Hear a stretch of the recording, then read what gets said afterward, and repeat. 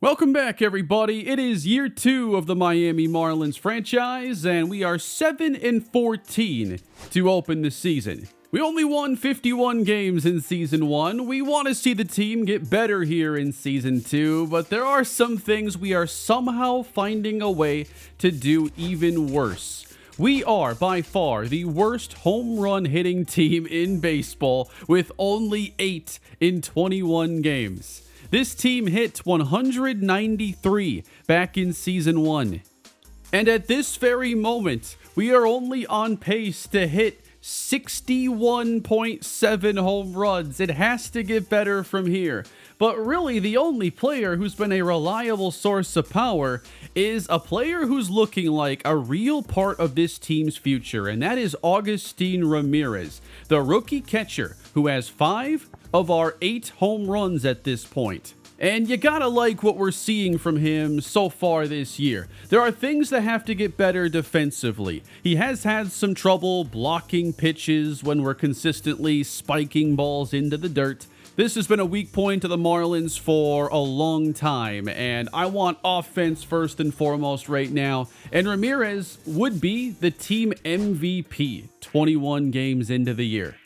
So I'm considering the catcher position to be pretty solidified right now. Ramirez has a really high ceiling. He's not anywhere close to it right now, yet he's given us this kind of production. Now let's get a quick game in here. Player lock with Augustine Ramirez, while Sandy Alcantara looks to continue a great start to the year. Is this the season we decide to look at trading him, adding some more prospects? Unfortunately, Alcantara just gave up a 3-run homer, so this might be one of his worst starts of the year. And we're going to have Ramirez here making the catch. Ooh, swung through a slider of Jared Jones. And a fly ball to right center field. It has carry and is run down. 97 exit velocity for Ramirez. He's been hitting the ball harder than just about anybody on the team this year. Sandy ends up going 5 innings, giving up 4, so a rougher outing for him.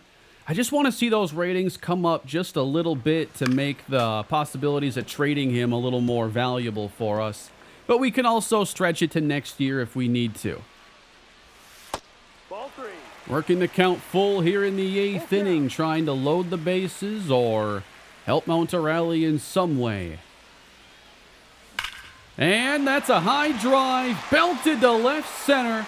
Ramirez, it is gone! And he does it again! Augustine Ramirez now with 6 homers on the season, easily leading this team. Can anybody catch him? He is the hottest hitter in this lineup, and he has a head start on everybody when it comes to hitting the long ball. He cuts it to a 2-run game. When your catcher can supply this kind of offense, it's so valuable. This can be a big part of getting this team back to a playoff contender. We need some more help. We did get a couple more hits. We get 1 run closer. We're going to take it into the 9th. Single, walk. And then it's going to come down to Augustine Ramirez. This is too perfect. 2 aboard. Tying run at second is Estieri Ruiz. Good slider, and Moretta gets ahead in the count. And chasing the low slider, unfortunately, that ends the game. Pirates do beat us. We're going to continue to focus a lot on scouting in this episode. There were a couple prospects that I was reading the comments, and a lot of you say could be generational. We just ended up getting swept by the Mets, a 2-run series, so the offense not picking up whatsoever. We're continuing to see Valente Biozzo play well, and this game, he has a little jam here. We're going to jump into this one early. I haven't gotten to play with him here at the Bigs, but with Yuri Perez going down, huge loss, obviously.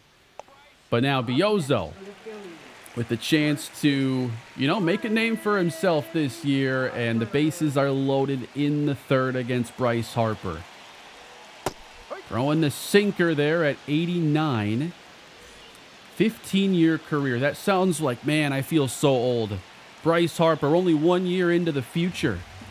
Fastball's low to mid-90s on Biozzo, but you have 5 pitches to work with. Trying to be careful here. We're going to throw home for 1. And back to Bride. A double play, getting the young pitcher out of the inning.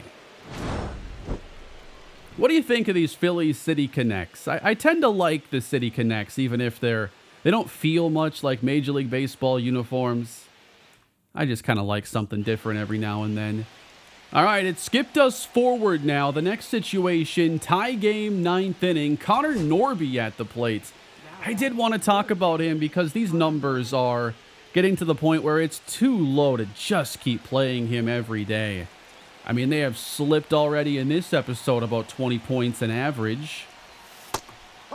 That's a sweeper to possibly take advantage of. We have the go-ahead run at second base. Orion Kerkering on the mound. That's going to get away. And moving up 90 feet. A base hit gives us the lead. Norby, softly. Oh, he ran it down. I can't believe he got to that one. Nothing falling for Connor Norby. And with us failing that spot, the Phillies end up winning this game. 3-2 in the bottom of the 9th. Andrew Nardi gives it up. And we've seen him have some struggles this year. Ramirez homered again. That's just the only thing going right. Derek Hill's going to be reinstated here and go to our bench. But looking at this lineup and all these cold streaks, you think about what changes could we make? What could we try? I mean, Norby hitting 126, 191 on base. We either option him or we send him down. He does have all of his options available. Right now, we can put Graham Pauley in there as a new third baseman and just try to reset him, I guess. Another guy that hasn't been great so far is Lamont Wade Jr. hitting just 187 with a 208 slugging. He has 2 extra base hits in 96 at-bats.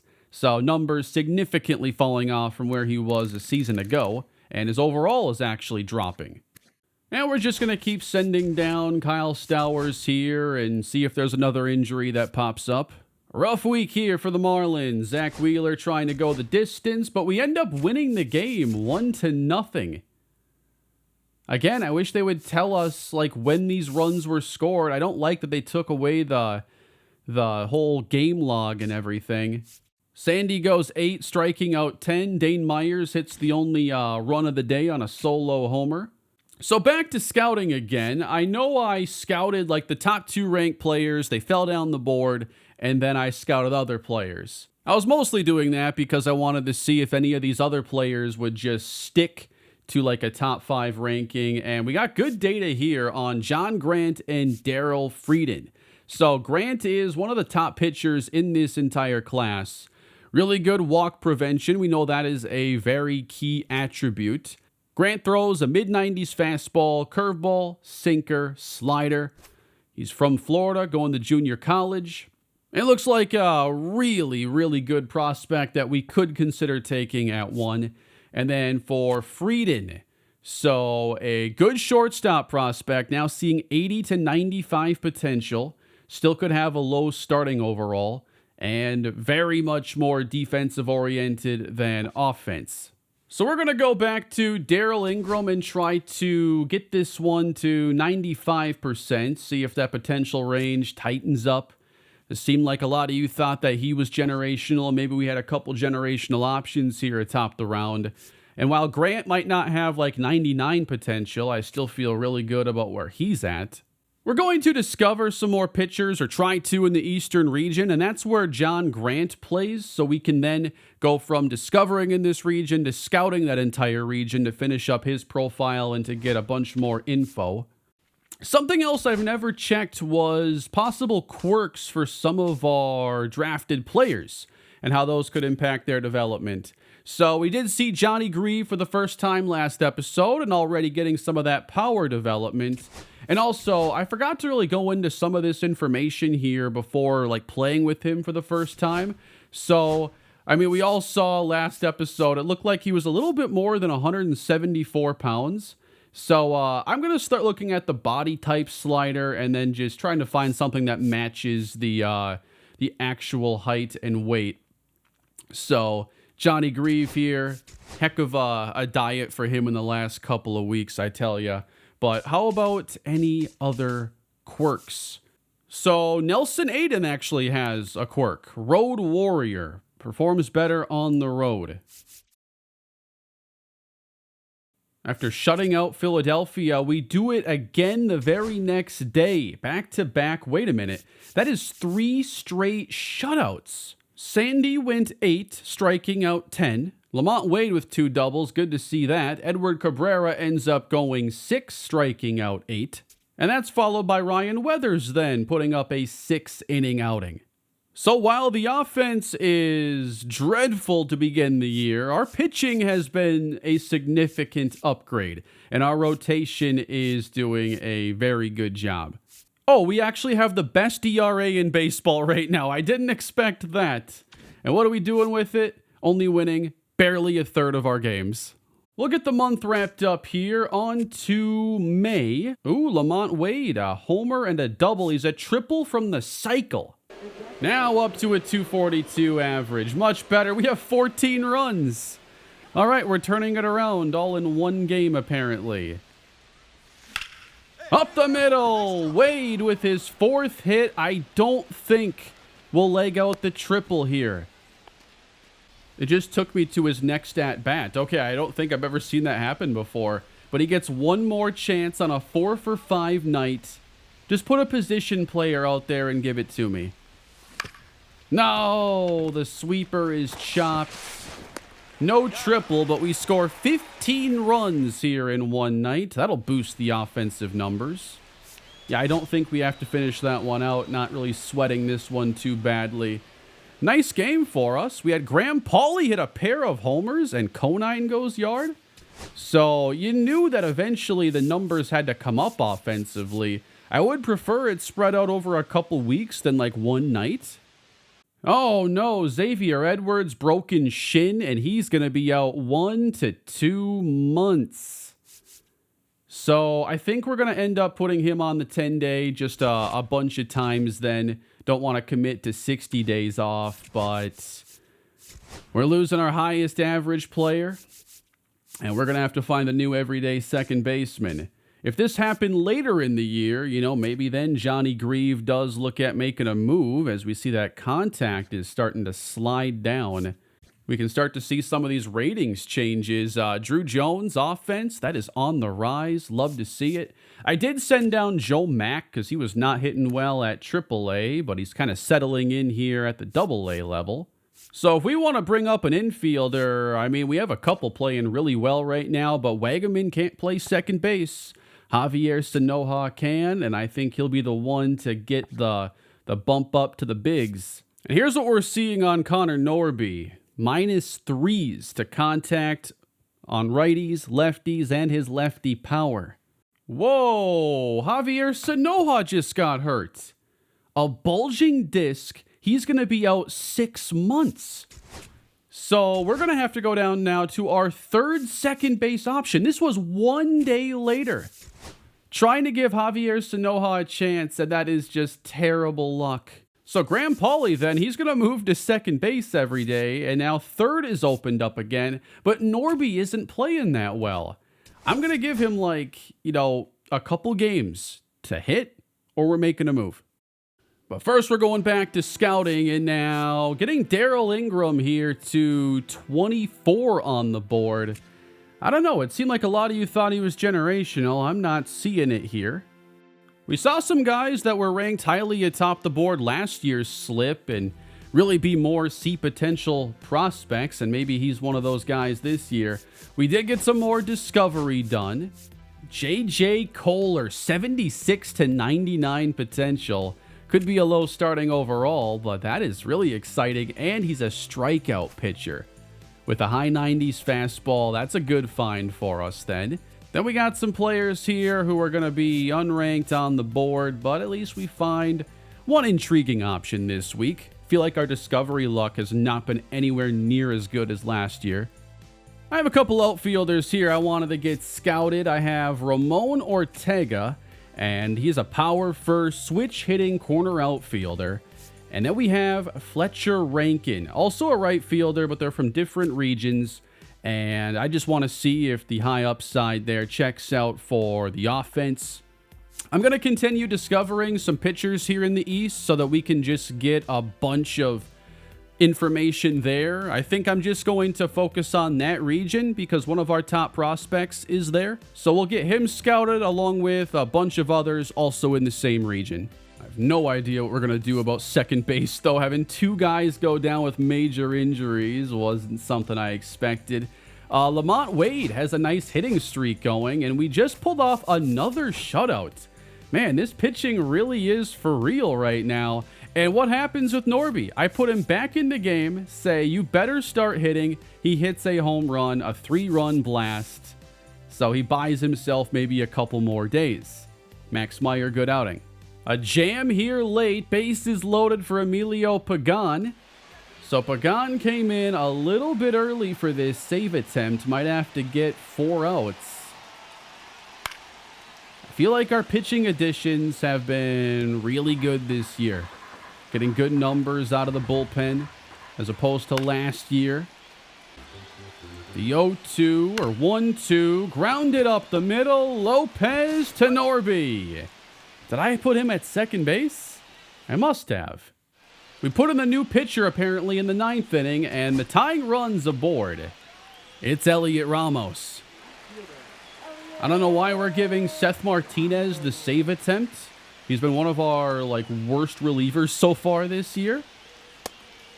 But here we are, 1 out to do it. Keep this sweeper away. Not bad, but he doesn't offer at it. Good sinker. Gonna pitch him inside here, nearly hitting him. And it's popped up. In comes Ruiz. He makes the catch. The Marlins win again.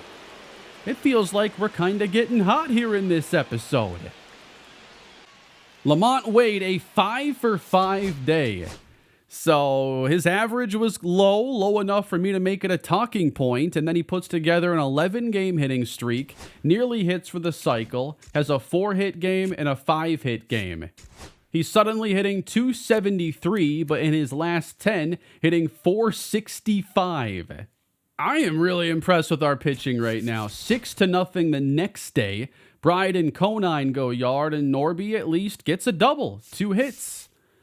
You got to be patient to some degree in here. You know some players are going to bounce back. They're really testing my discipline right now.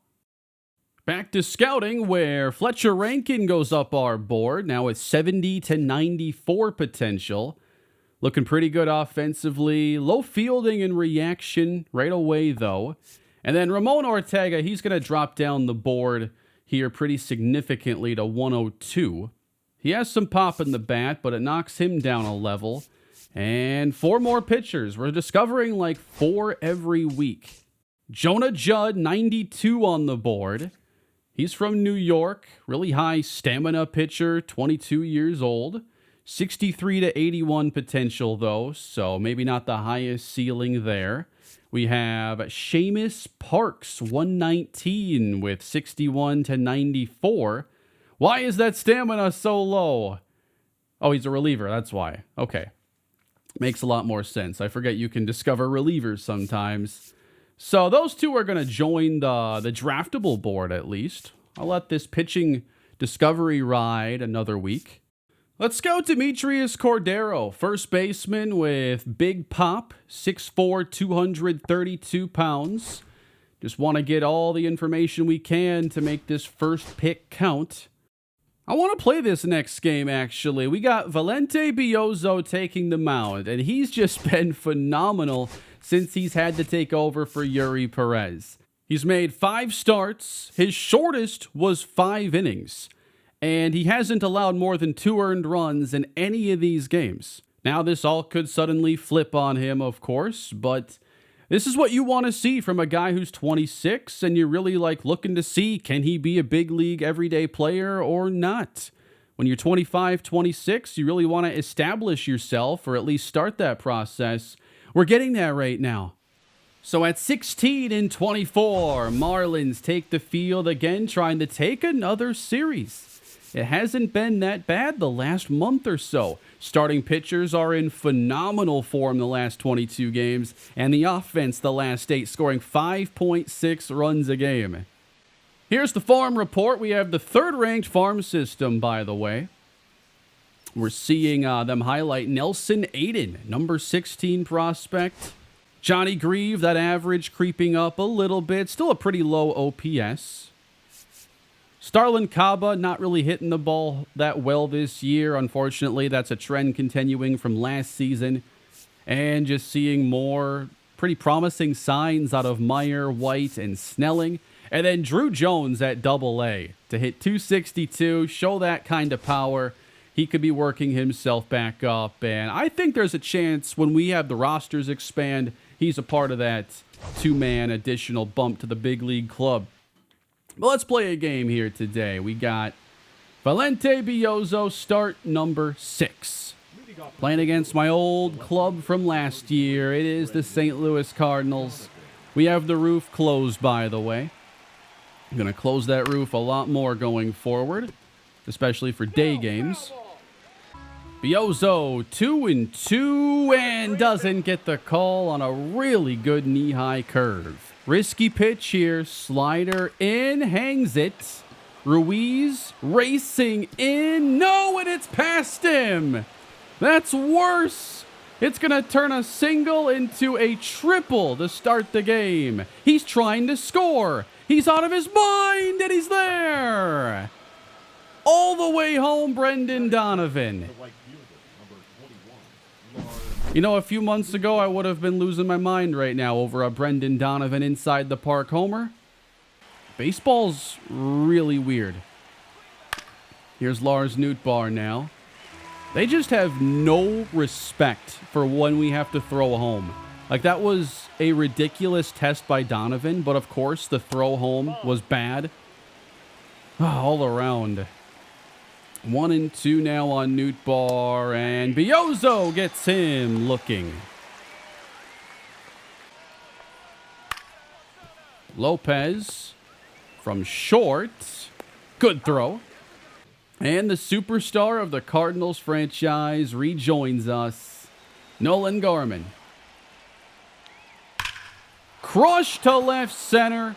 Left it middle of the plate, and it's gone. We've seen Biozzo only give up 2 earned runs max in these outings, and he's given up 2 in the first.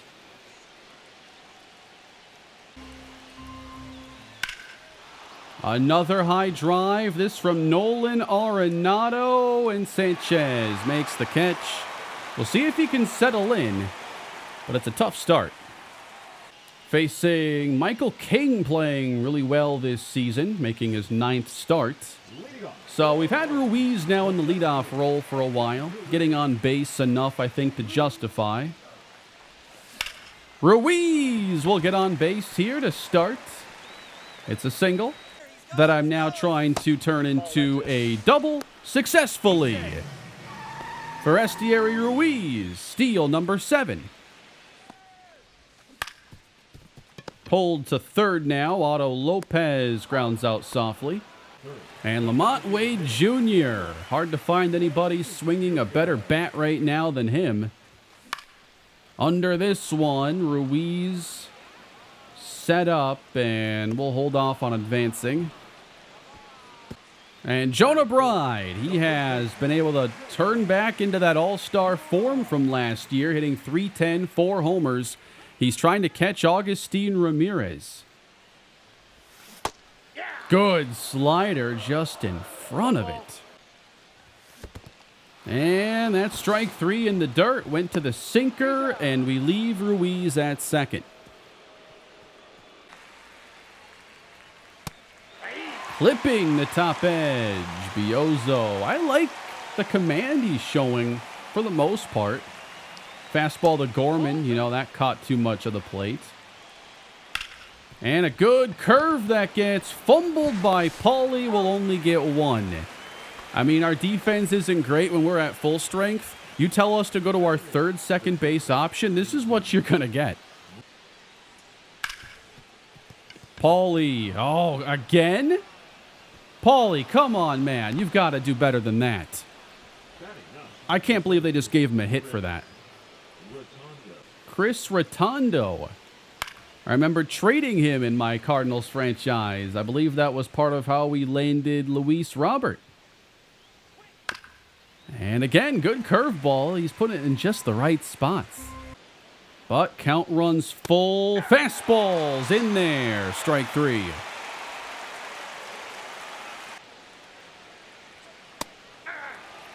They've looked at a lot of good pitches on the corner. Both of his strikeouts have been looking. We're hoping to get another one here, and he fights off a changeup. Fastball into right. Sanchez back. We'll glove that. Very surprised at Jesus Sanchez numbers this year. A lower average than he usually hits for. No homers, and he's been healthy to this point. Keep swinging at the first pitch. I just like every pitch King throws.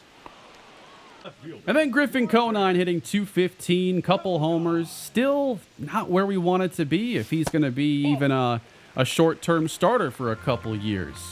And with Drew Jones playing so well down at AA, he could be pushing for a lot of playing time this year at some point. Before I went and started the recording today, I actually went through all the rosters where teams are playing guys in the 60s or some of the low 70s, and a lot of those guys are producing. You know, you can get production out of guys who have lower ratings. We've seen that from Kyle Stowers at times.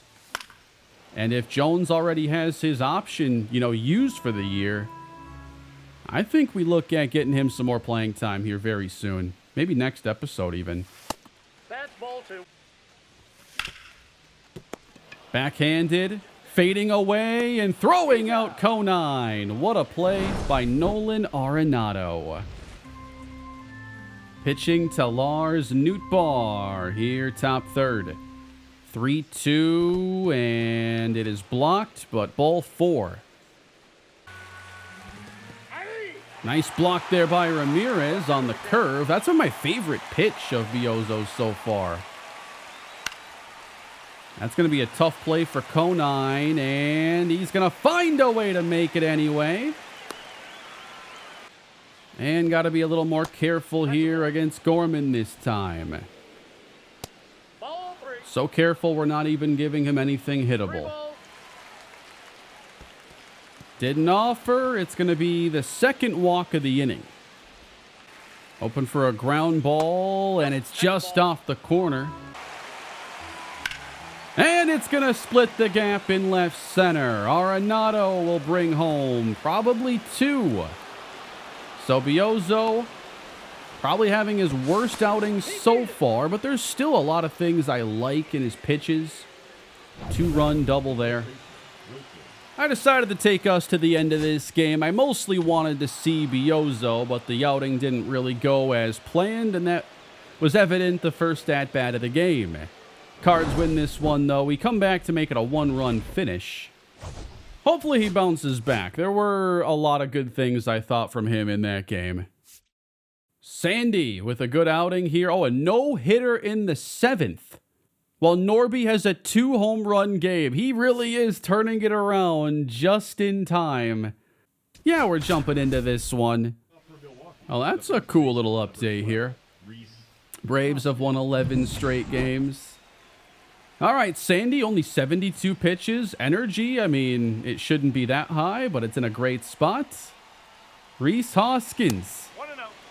If we're going to trade Sandy and get the best return, this is exactly what we needed to see. Last season, he was, pretty mediocre, honestly. And now, looking like he could end up being maybe our lone all-star representative this season. What velo we hitting here in the 7th? That one is at 98. Got him looking. Slider at the knees. And now facing Jackson Chourio. Getting up to 99 that time. Grounded. And at short, that's Lopez getting the speedy Chourio. Garrett Mitchell fouls off one that clocks in at 100. That one's left up, lazily hit to left. Sandy Alcantara through the 7th. We added a run, 3-0. And we're going to have to win that race to the bag. We do. If I have to interfere and knock a runner over, you know, whatever it takes. We are at how many pitches now? Sitting at 85. Ooh, thank you, ump, for doing your job. I mean, that was a strike. 0-2, not on that curve. I want to see a couple less hit in play here. That's strike 3.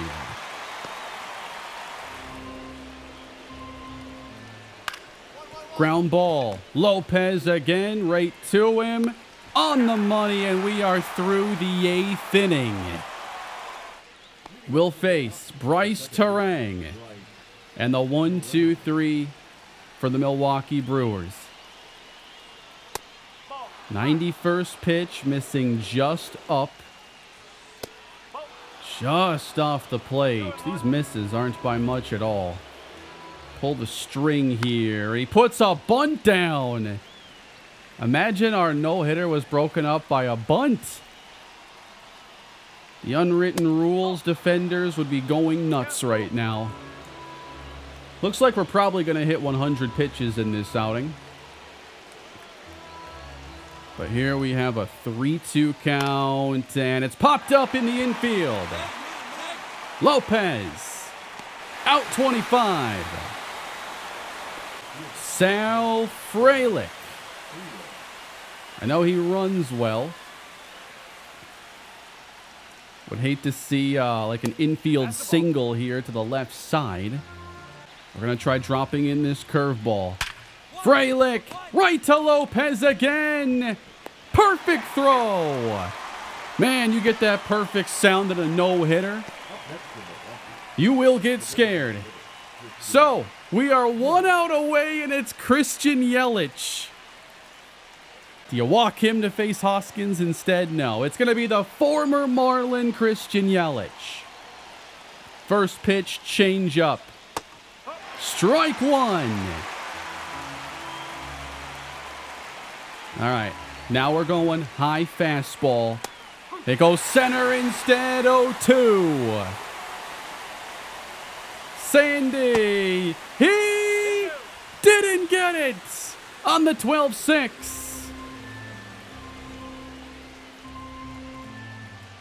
The 1-2.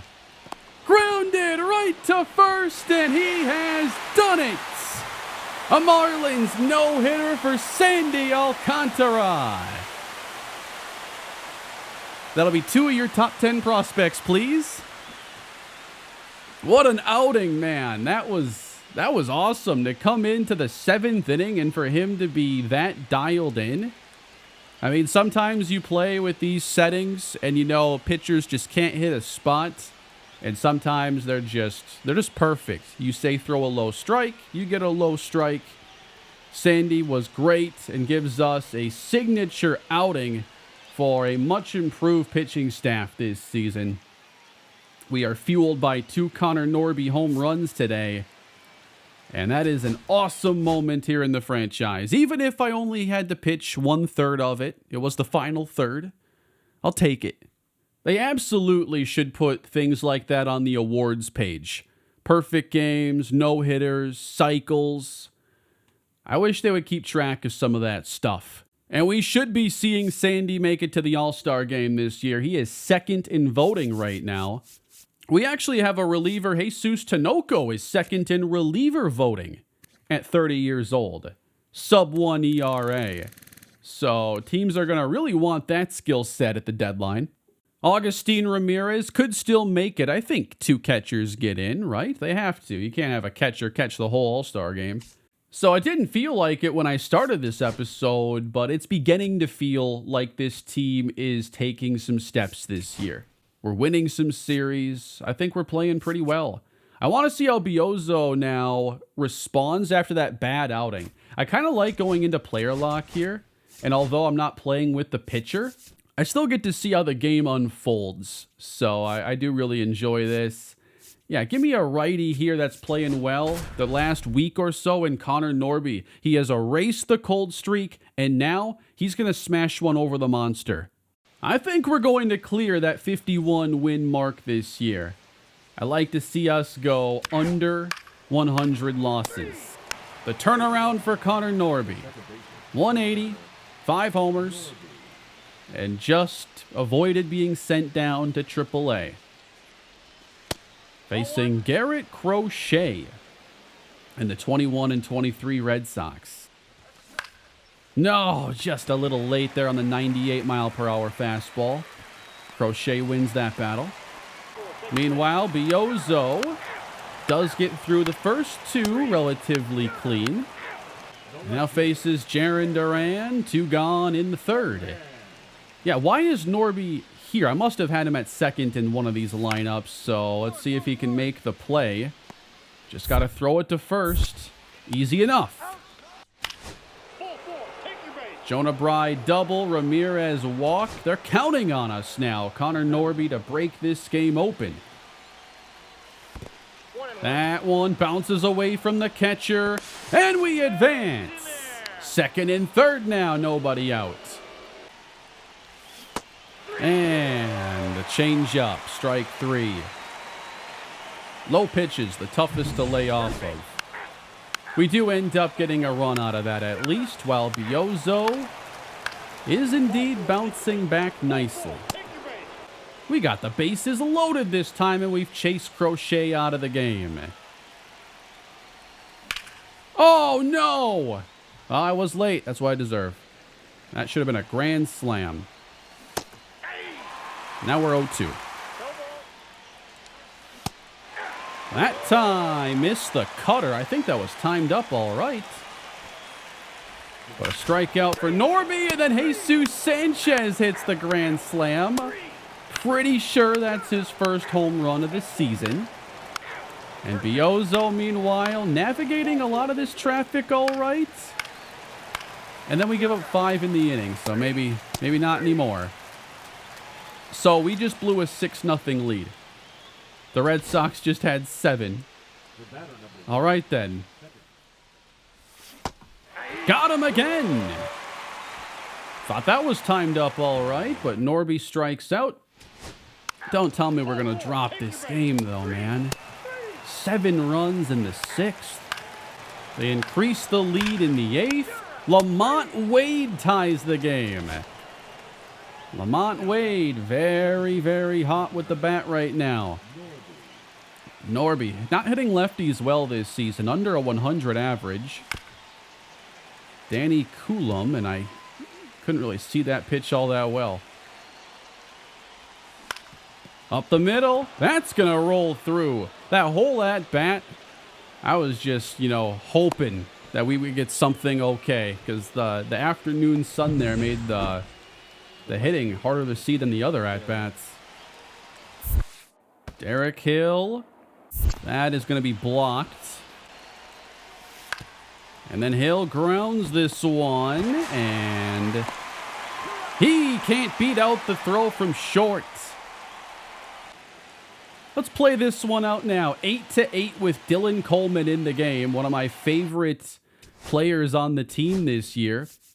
Rule 5 pickup who seems to really be clicking with us in 18 innings, 18 strikeouts, only 5 earned runs allowed to this point.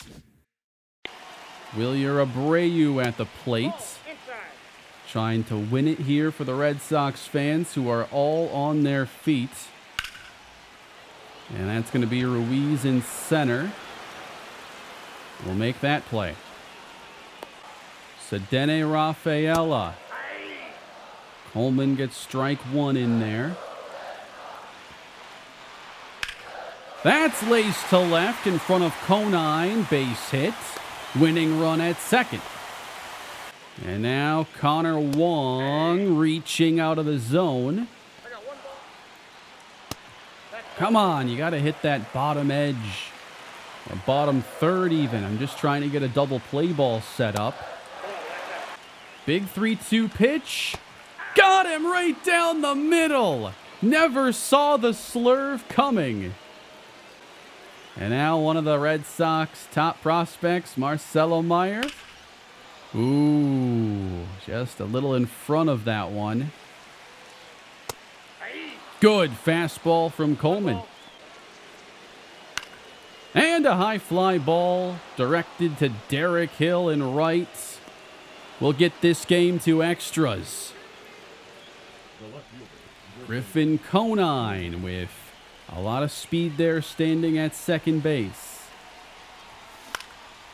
And I'll take one up into left center. And we'll hold off on advancing here. Probably could have gotten it. Dane Myers. 3-1. Would love to have this lineup flip over. Ruiz on deck. I've hit well with him this year. And it is a walk. Ruiz! Oh, Devers! Rafael Devers just doubled up Estieri Ruiz on a sharp grounder to third. He says, I'm not a DH. Bregman's not taking my job. I mean, that wasn't even close. Emilio Pagan comes out for his 12th appearance. The ERA has skyrocketed. Lefties or righties are hitting a batting title against him. Very promising.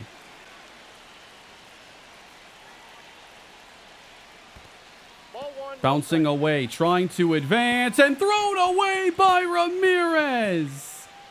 And the game ends on a walk-off error. What an at-bat. Are you serious? What a Marlins way to lose this game. We get the hard hit grounder where Devers can double up, one of the best base stealers of the last few years. And then we get a walk-off error because our promising young catcher throws it away. Objectively, that was the funniest way to lose a game. And we're going to lose a lot of games because of the youth on this team and their skills just not all being there right now. Getting to another scouting session here. Demetrius Cordero we're going to have now at 16 on the board. He's a first baseman, and we're seeing a lot of power in his game. Can also play right field. We're also continuing to scout the right fielders in the West. Let's take a look at them. Fletcher Rankin now at 70%. And he is ranking 4th on our board right now with a well-rounded offensive skill set, very strong arm. You know, I like at least that the arm is more developed. I don't want to have to work on fielding and the arm together. That's just a lot of work. But I really like what I see there. Then we're getting information on these players as well. Barry Hicks, who goes up the board here in a good way. Damian Kaufman, he's also a power-oriented corner outfielder. I wouldn't mind spending a later pick on a guy that can just bring pop and not a whole lot else to the table. You know, maybe it'd be nice if we had some other top 100 players here on the board in this region. And we didn't discover anybody else here in this week of Discovery. So I'm going to change now to scouting those starting pitchers in the East. Our top target there is in Florida. So I guess for me right now, I'm not seeing anybody stand out as like the slam dunk #1 pick. So we have Daryl Frieden here, and the potential range looks really good. But I worry about, you know, where does he start with the offense? And it's one thing to have good potential and a decent starting point, but like the lower that overall, the harder it gets to project reaching that potential, especially with developing offense. We could still look to do some more scouting here. Who am I looking for? Hank Holder. Could he be generational? The offense might have a little more day one development. Shortstop, second and third, good flexibility. Defense looks good. Yeah, I probably just want to wrap that one up and get more sure about him. We can get to 95%. But definitely right now, I like Grant a lot, and his starting overall looks to be really nice. That's a really high overall, too, for a guy who's only 19 years old. I haven't scouted Leandro Cairo. I mean, I like our catcher situation, and his offense doesn't project amazing. So I felt like there were other players I should be scouting before him, like Rankin. You know, maybe later on in the draft, we could draft Freddie Krueger at third base. High contact against lefties, really high plate vision, strong arm. I could see him developing into a pretty scary third baseman. Sandy, can he have a good day in Boston? We lose. But Sandy's day was very good yet again, a 1.7 ERA. Norby homered again, so we were one day early on him going over the monster potentially. Ooh, Chase Delander is pitching against us there. Top prospect, I think, first round pick of the Rockies. Wanted to get through one more scouting session. We're going to be 19 and 33 here, so a tough last 10 days. But now Hank Holder, he's going to come in number 2 on the board. So a shortstop with a really high ceiling, 79 to 95 potential. Certainly a lot to like there. We get John Grant to 100%, so that final range is 79 to 90. Elite walk per 9. While having, questionable control. Those things don't usually go hand in hand. So I think right off the bat, these are the top 2 candidates then for that number 1 pick. And then we have some other pitchers here we can get a lot of data on too. So maybe not as many discovery-oriented players at this point. And I'm not necessarily done with discovery. I know I'm kind of all over the place here with my scouting. Really want to make sure number 1 is taken care of, and then maybe toward the end we can do even more discovery. That's just a nice way to spend some of your later picks instead of seeing your board just disappear. So I'm counting here in our top 100, 6 of those players are unranked, meaning we got them through discovery, and all but 1 are pitchers. So we're not done discovering more position players. And I've done a lot of outfield discovery. We're going to switch it up now and try to do some more infield. With a 19 and 33 start to the year, Marlins still one of the worst teams in baseball. Right now in the National League, though, we are 1 game above the Rockies and only a few behind the San Diego Padres. And the Chicago White Sox only have 16 wins, so they're back to being worse than us. We'll end this episode with us ranked 24th in batting average. We are now the 2nd lowest scoring offense, and the home run numbers have come up a lot, but we're still in last place. Connor Norby jumps into 2nd place on the team. But I think the big story of the day is this team ERA, while it didn't stick at number 1, it is still above average. We had Sandy with a no-hitter. Ryan Weathers has been really good. We have Sandy now. His overall is officially back into the 80s, I think for the first time in this franchise. Weathers to a 77, Meyer at 74. And you're seeing our 3 prospects now down at AAA. They have all gone up a level to 70. Johnny Grieve, meanwhile, hitting 234. Seeing mostly positive development now. Small reduction in his contact against righties. Drew Jones. I think I want to consider calling him up from the next episode to give a boost to our outfield. The option's already been spent this year. And I think that there's just so much we could benefit from bringing him up again. And I think he's easily the next outfielder to make that move with, while Jacob Berry has not been as good offensively and his numbers are declining. All right, everybody. Hope you enjoyed the episode here in the Miami Marlins franchise. It's fun seeing things unfold here with this team. They're taking us on an interesting ride. If you have any thoughts on the prospects or any roster moves we can make here in the short term, let me know down below in the comments, and I'll see you all again soon with more of the Fish franchise Take care. See you in the next one.